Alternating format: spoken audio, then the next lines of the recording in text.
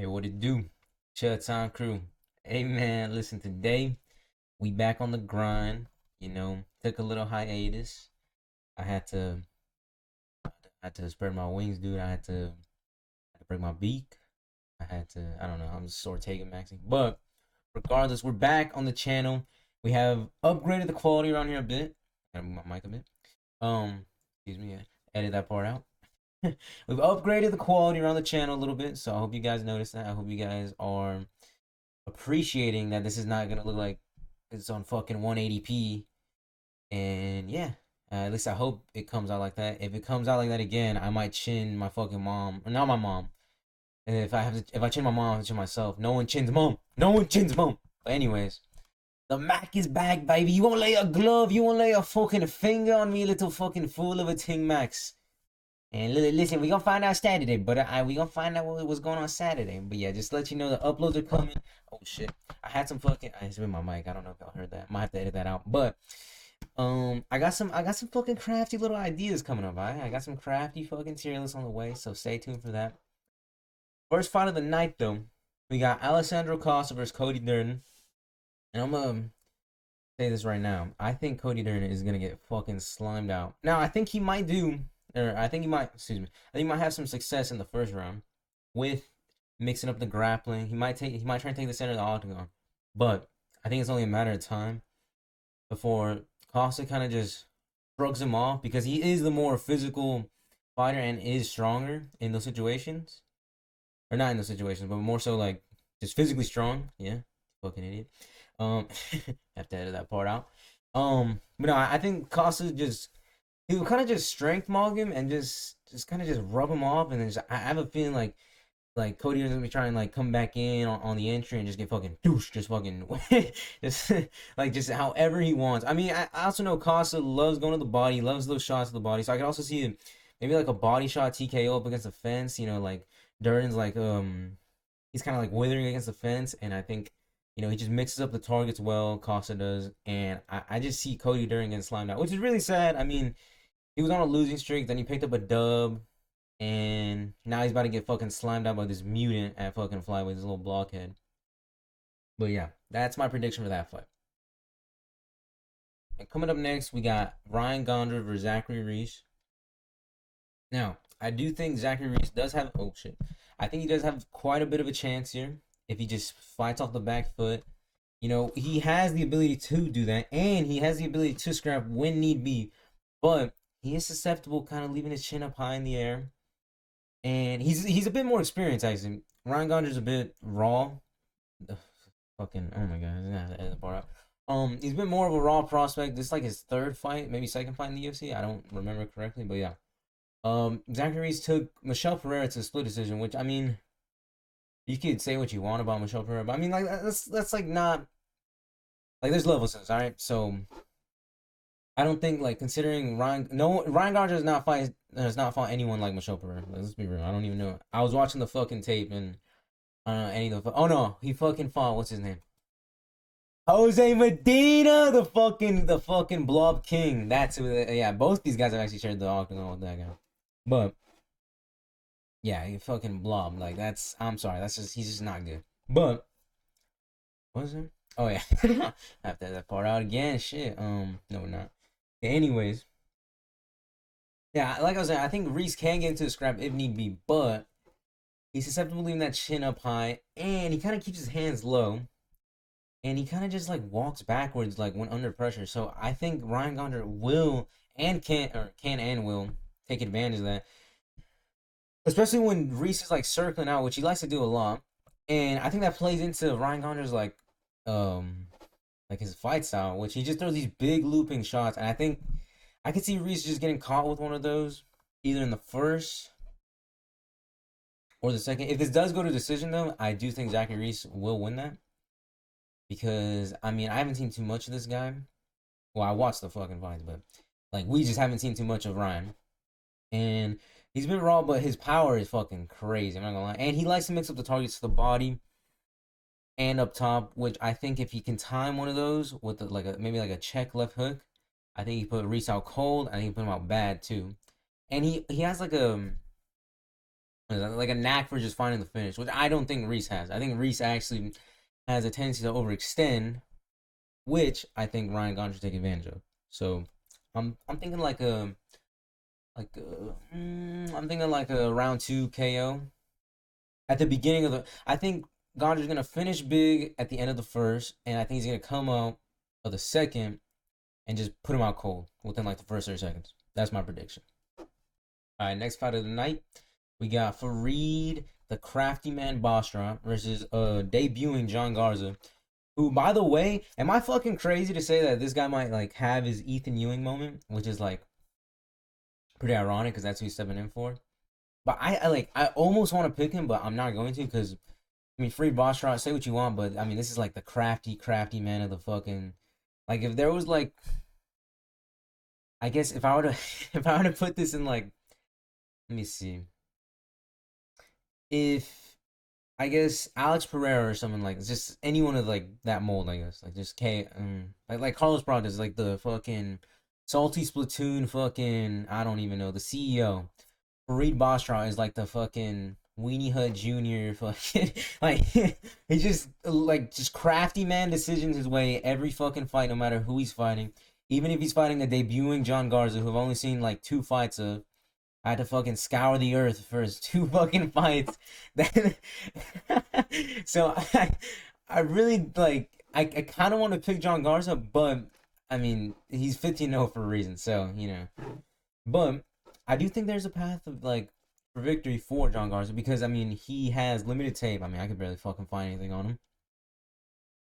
And from what I did see though, he has slick boxing and he's very quick. He's very like he's very bouncy. He's very jumpy. He likes to get in like switch levels. He likes to he'll like throw like a feint and then hit the body. He actually had a body shot TKO in his last fucking bout, if I remember correctly. Yeah, I think it was against. I'm not gonna fucking remember the guy's name, but yeah.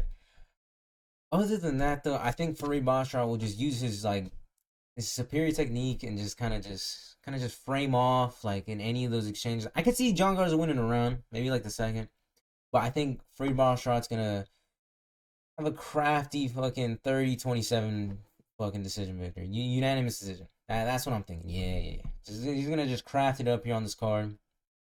That's how I'm feeling. All right, next fight of the night, we got DP Damian Penis. We love Penis. All right, versus Cesar Almeida. Um, I think, no, okay. I think Damian Penis will win, and I think he will use his length. No pun intended, actually. And the girth and the tonnage and brother, if I play flat on this earth, how is the earth not flat? Explain that to me, brother. All right, let me stop with the fucking Bryce Mitchell. But back to what I was saying. I think Damian Penis will use his length and he'll use his size and his explosivity. Whoa. And I think he'll just kind of use that, kind of control the hands. I think he'll take the center of the octagon and kind of control Cesar Almeida's hands from a distance. And I think Cesar Almeida, I mean, he's a glory kickboxer, much more experience. So I think he, can kind of there is a fucking way where he can craft his way like a 29-28 decision here, but I think Almeida has a tendency to kind of leave his guard a bit high and open, and I think Damian Penis, who he has like a knack for catching those reads, or not those reads, but he kind of like he's very reactive. That's what I'll say. He like he'll like see that and he'll just kind of just. I think he's gonna feint like a one. Like I'm giving you the exact sequence. I think like middle round two, maybe even round three. I think he's gonna feint a one and just kind of come down the pipe because this dude has fucking crazy power. I don't even like ever actually seen a Damian Penis fight. We love Penis. We love Penis. But no, I think Damian I think Damian Penis is gonna fucking land a straight bomb down the fucking middle. And I think he might even be down on the scorecards. And I think he's gonna fucking just absolutely throw a fucking bomb down the middle and just put Almeida out cold. Like just bad. Like kind of reminiscent of like how Prates did Leon. And I think fucking Almeida we might admit it. Oh shit. Might have to edit that out. We might admit it. Oh my god. Holy shit, that's not getting edited out. We're gonna fucking win it to murder them. That's what I'm saying. Jesus Christ. Yeah, I think Penis via girth and fucking length will win. There's my prediction. All right, next fight of the night. Tracy Cortez versus Wang Kong. All I gotta say is keep these ladies away from fucking Gable and Connor. Especially Gable, because we know for a fact the loophole fucking king. We know for a fact that he did what he did. So keep that man away. But anyways, that to the side.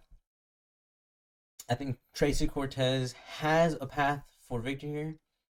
But I'm thinking, I don't know. I was kind of before I started recording, I was like, I don't know.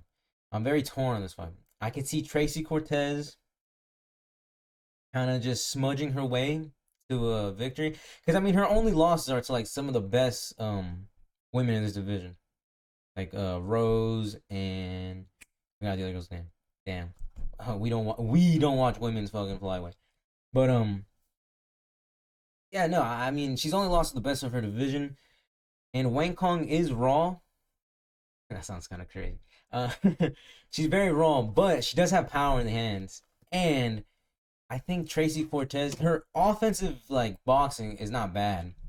It's gotten better, but her defense, oh my god! Like, don't be surprised if you see just fucking Tracy Cortez just go out cold and fucking ass down or fucking face down, ass up, and just don't let Stevenson jump the cage on that. But I think I'm predicting like a 29-28 smudge fest from Tracy. I think Wang Kong will do good in the open, and I think that, I mean, she does have strength. Like, she's very strong. Actually, I was watching the tape, and that's just my fucking. I was watching the tape. That's my fucking thing. But I was watching the fights that the most recent fight against, I forgot what her name was, but she was able to get up, and I mean she was being backpacked, and she had underhooks locked in on her, and she was able to just fucking stand up on some Derek Lewis shit. Just fucking jujitsu's not real. Just fucking stand up. But I think Tracy Cortez is a bit too high level for her to just do that, and I think that I could see a sub too, maybe in the third. But I'm just like with the 29-28 from Tracy Cortez. That's gonna end off the early prelims, and yeah, that's my prediction for that fight. All right, coming up next, we got, oh my days, it's Luke Riley. Oh my fucking days, I dropped me fucking baked beans. This is what he does. This is what he does. Alright. I'm thinking like I don't know, man. I'm not too high on Luke Riley. And it's for a couple of reasons. It's because the fucking British casuals fucking hype him up to be like the next big thing. Which I mean, I think he's alright, but Jesus Christ. I fucking was breathing so loud. Anyways.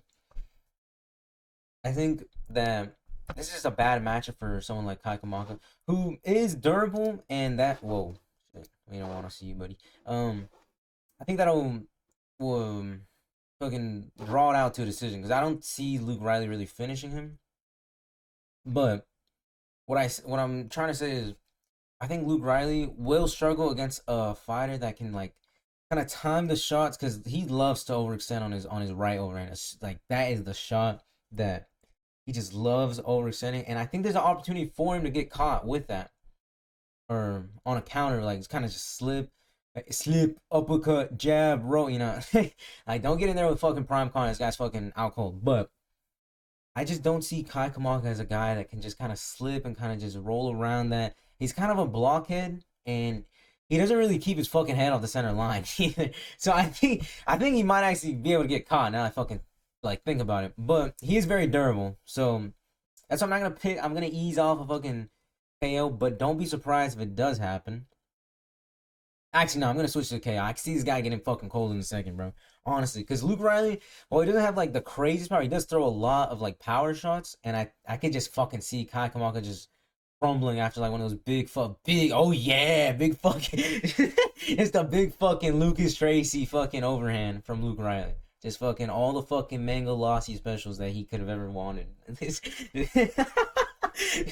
I just see the fucking I just see fucking Kai Kamaka just crumbling on the ground after he just lands one of those fucking gnarly fucking overhand.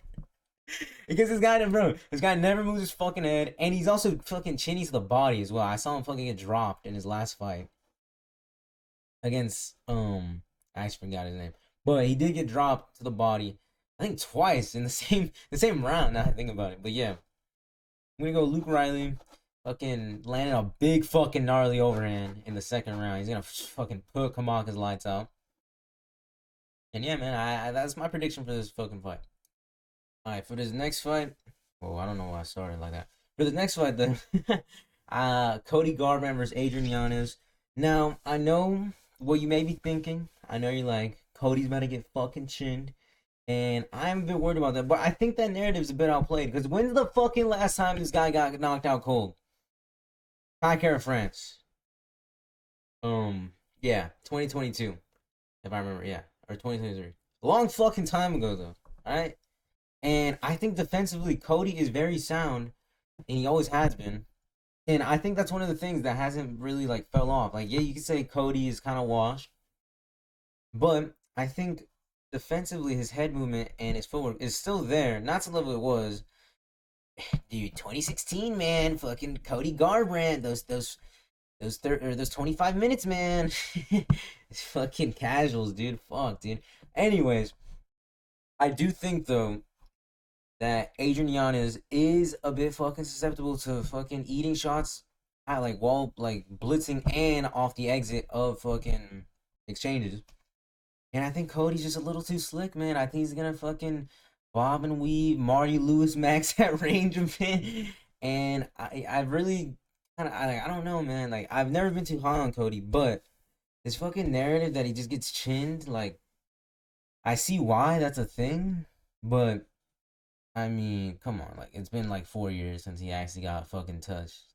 So, it's a bit outplayed. And I think Giannis, his defense, I think his defense is fucking just awful. I mean, okay, sorry, that's a bit harsh, but I don't think his defense is that sound. Although I do think his offense and his fucking striking is very crisp and clean, and I think he could catch. There is potential. There's always potential for Cody to get fucking caught, but I don't know, man. I think he's gonna just crap his way up to like a 29-28.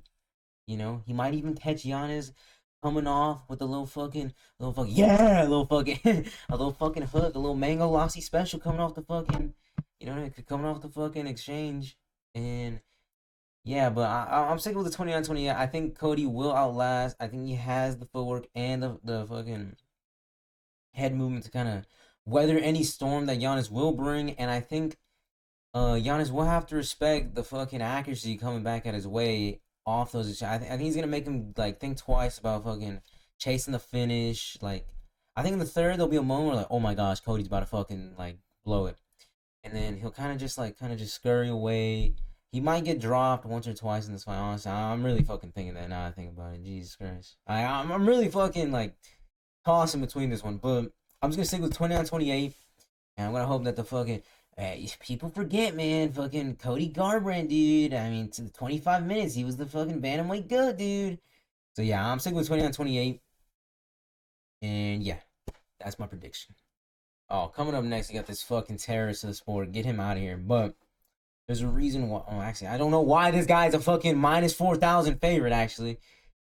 Because he has 3 professional MMA fights, and I guess because he's facing this guy who I didn't even bother to fucking look at. I'm sorry. I'm sure there's going to be just that one fucking hardcore fucking MMA fan for some reason, even though only my mom watches these fucking videos. But he's gonna be in this fucking comment section. Dude, you don't know Elisha Ellison, dude? Like, no, I fucking don't. I didn't even bother to fucking look at his fight. But I mean, I do have a feeling Gable's gonna get called, like, he's gonna get called something fucking goofy and stupid, and he may even get dropped, but I honestly don't see him losing. I think he's gonna get like a fucking ground and pound TKO, or he might just fucking lay on this dude. He might just fucking blob him to the fucking end. But I'm predicting like a round 1 fucking.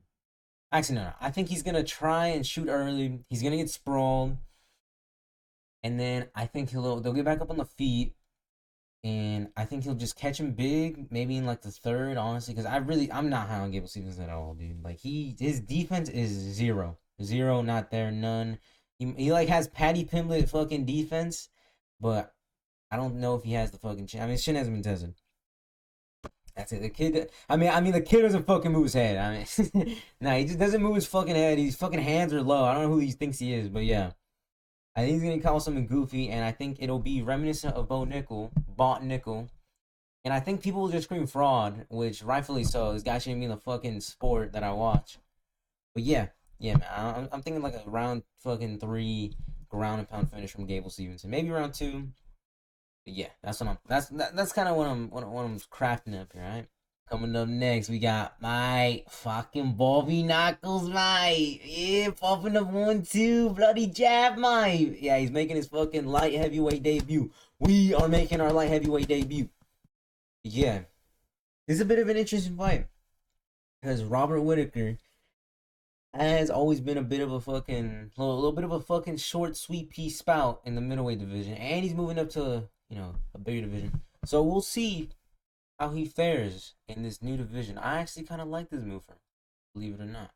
I think he's always excelled being the lighter man. The lighter man skill has always fucking prevailed for this new, and I think it will continue to prevail in this new division. Now, anyways, I think the key to victory here is just, I mean, like, I know it's a fucking, might off the fucking 1-2, but I genuinely think that Nikita Krylov being a guy that got fucking, oh, let me get closer to the mic here. Being a guy that got fucking chinned by the fucking GOAT Dominic Reyes, who we all believe beat John Jones. But anyways, so maybe it's not that fucking big of a deal to get fucking chinned by the fucking GOAT Dom Reyes, mate. But yeah, I don't think it's, no, it is kind of bad. Because Robert Whitaker and Dom Reyes kind of fight. They're not the same fighter. I'm not trying to say that because Dom Reyes can never touch the fucking gout. But they kind of like, kind of just back and forth, just kind of popping the 1-2 at range, kind of mixing in the head kick and the calf kick. So I think the fact that he got chinned already by a fighter of that kind of same fight style, I think Robert Whitaker being even faster than Dominic Reyes is, I think there is an opportunity for him to chin Nikita Krylov, which is, it's kind of funny because he's always been known for like having pillow hands, and now he's moving up, and I'm predicting him to KO. But I really do think that Krylov just leaves his chin on a silver platter, and anytime he's under pressure, he kind of just backs up with his head real high, almost like Tom Aspinall-esque.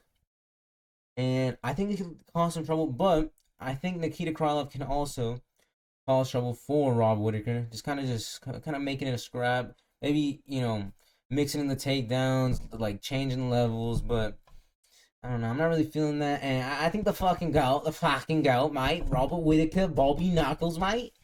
I think he's gonna pick up W. And I'm thinking like I'm thinking it's a fucking Mogus, dude. I'm thinking like a 30-27 from the fucking GOAT, alright? And also, I like to point out, Robert Whitaker, bare minimum, is top 5 middleweight all time. Has only lost to the GOATs of the division and RDR, but we don't fuck that shit. That's fucking AI, alright?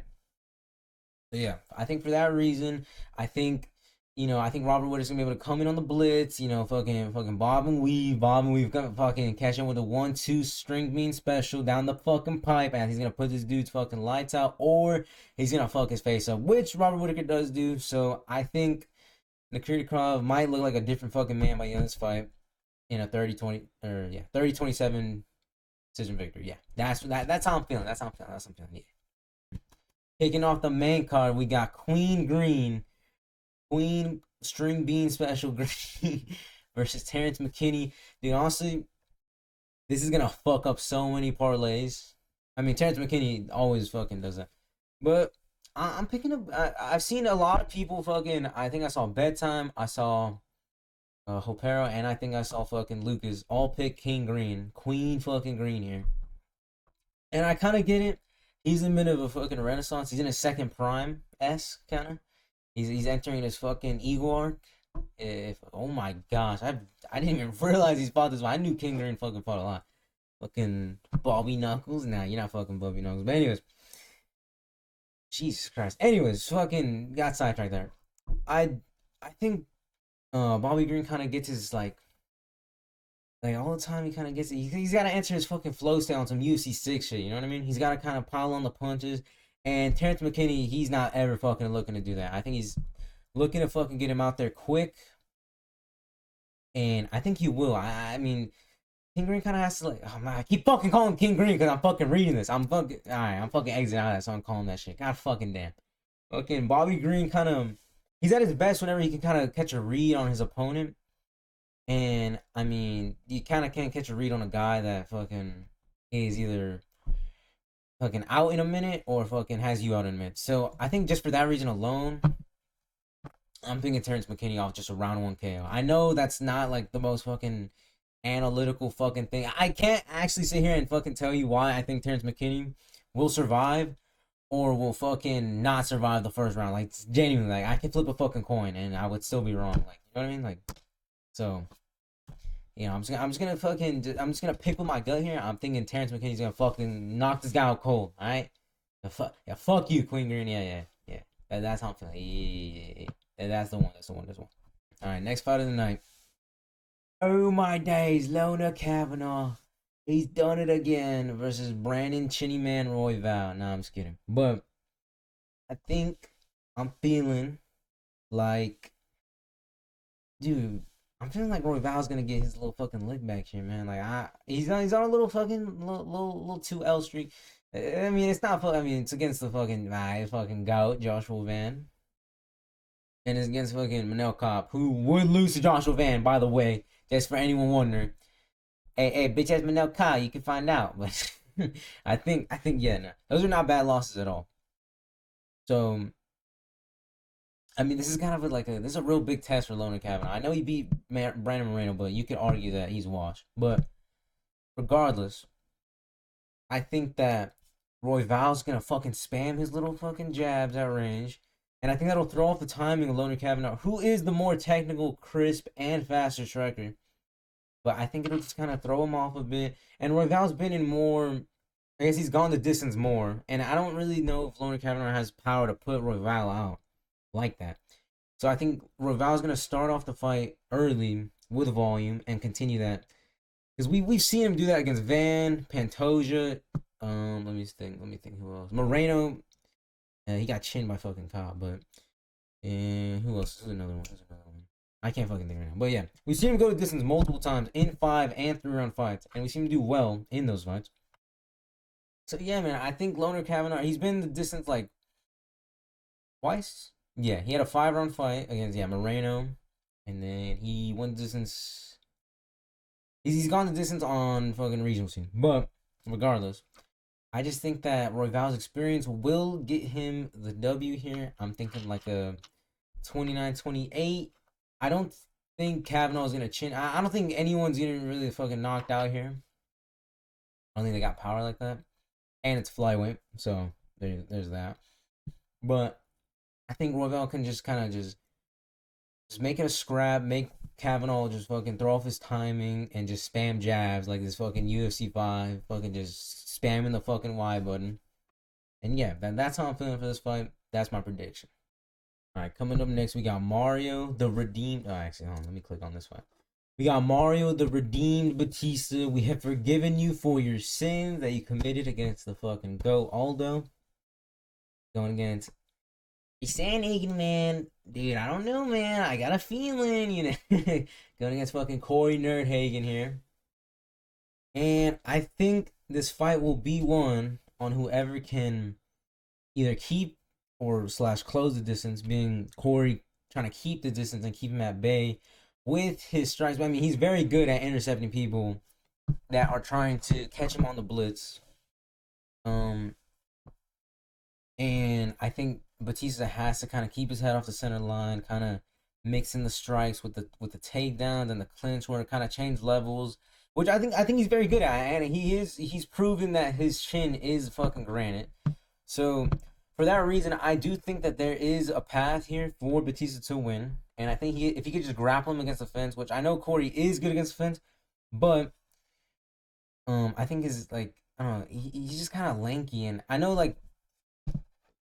Oh my god, excuse me. I know the fucking height and reach difference is just like an inch, but he like fights and looks a lot more lanky than what it says on paper. So I don't know. Just anytime I see Sandhagen like kind of just get like cleansed Batista's really good like with his body locks, and I just feel like anytime I've seen Corey Sandhagen in that position, he just kind of like fades and just withers, and he almost just gives up. I think that's what it is. So I think if Batista can just kind of execute those kind of body locks and kind of trip him to the ground. And I do think Batista also can fight and strike with him. I don't think at range because I think Sanhagen is the absolute sniper. But if he can just kind of get in the pocket, make it a bit dirty, pause, editing that shit out. But yeah, if he can just kind of, if he just kind of, just kind of just 1-2, fucking get in there, fucking, just get real scrappy like Marty Lewis would fucking love. Then I think that there is a path for Batista to maybe get a little decision victory here. I don't think this is another fight where I don't think anyone. I could see maybe a sub from Batista. He did just fucking slime out Vinicius Silveira. But I'm feeling more like a 29-28. This could go either way, 29-28. This is going to be probably the closest fight on the card, honestly. I've fucking gone back and forth on this. But I'm going to stick with my gut here. I'm going to go with Mario Batista. He's going to have a bit of a fucking terrorist moment like how he did against Aldo in one of these rounds. He's going to just fucking just smudge and fucking just Golden Freddy jump scare at his fucking legs just anytime he gets the chance. And yeah, that's what I'm feeling for this fight. Alright, coming up next, we got the co-main. Mate, part of the fucking body. Part of the fucking... Bro, am I crazy to say that this is like a horrible matchup for Benoit Saint Denis? Because I think there is this narrative that BSD is some fucking... I mean, yeah, he's a fucking marauder on the feet. But on the ground, dude, I really don't know, dude. I mean, he struggled to fucking put Hooker out of there. Who is durable, but...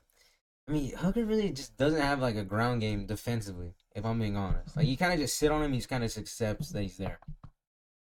And he couldn't even put him out with like a sub who... Armin, who... I mean, his jiu-jitsu is like okay. Like, his wrestling's amazing, but his jiu-jitsu is alright. And he just put him out fucking easily as soon as he got him to the ground. So, for BSD to kind of just fucking... Like, he just kind of just threw a bunch of like meaningless ground and pound, and Herb finally had to stop it. I think like... Oh man, I think Patty's a bit more durable. He's also way better defensively on the fucking ground than Dan Hooker could ever fucking be.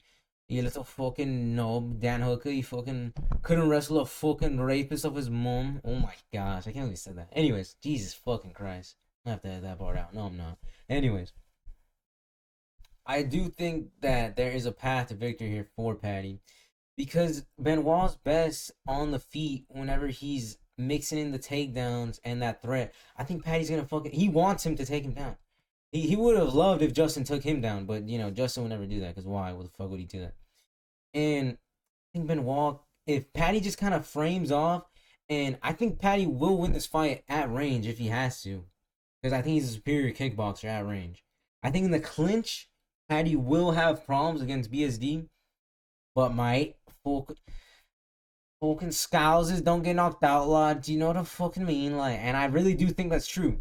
Because he fought Justin and he survived all 5 rounds and looked better than Ilya did, mind you. He didn't fucking quit on the stool. I'm gonna get some fucking hate for that. But yeah.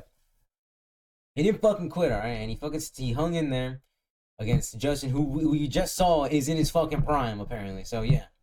Not a bad loss at all. And that's pretty much his only loss in the UFC. So, yeah, to the fucking lightweight champ. Benoit Saint Denis got fucking mogged by fucking Renato Moicano, who's ranked like number 11. And I would argue Patty has better, is better on the feet for sure. And you could argue that Patty's better on the ground. I mean, I fucking love Patty, so I'd fucking say that. Yeah, he's better than fucking Moicano on the ground. So, I don't see the path for BSD, man. Like, I really don't.